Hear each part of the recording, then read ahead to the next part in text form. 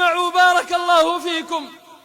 هذه عائشة رضي الله عنها وأرضاها تقول: كان رجلان من أصحاب رسول الله صلى الله عليه وسلم من أبر الناس من هذه الأمة بأمهما، عثمان بن عفان وحارثة بن النعمان رضي الله عنهما. فأما عثمان فإنه قال: ما قدرت أن أتأمل أمي منذ أسلمت، لا يستطيع أن يحد النظر في وجه أمه برا بها. وأما حارثة بن النعمان فكان يفلي رأس أمه، وكان يطعمها بيده، وكان لا يستفهمها كلاما قط تأمر به، حتى إذا خرجت سأل من كان عندها: ماذا أرادت أمي؟ أي بر هذا؟ ماذا لو رأى السلف الصالح اليوم؟ ماذا لو رأى المسلمون ماذا يفعلون بآبائهم وأمهاتهم؟ وصل الحد فينا إلى القتل عباد الله. أما نخاف الله؟ أما نخشى الله؟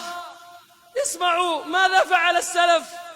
روي عن علي بن الحسين أنه كان يخشى أن يأكل مع أمه على مائدة واحدة، لا يستطيع أن يأكل مع أمه على مائدة واحدة، فقيل له في ذلك فقال: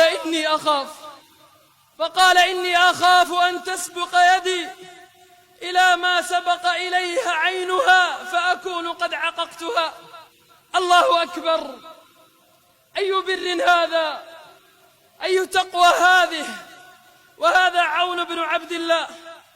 نادته أمه يوما من الأيام فقال لها مجيبا: لبيك يا أماه، فعلى صوته على صوتها، فخاف أن يكون قد عقها، فأعتق رقبتين في سبيل الله كفارة لذلك.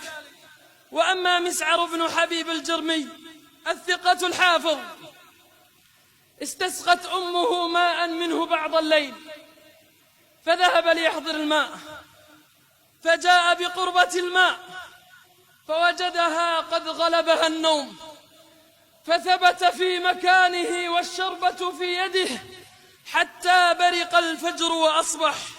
لا إله إلا الله. ماذا كان يفعل هؤلاء؟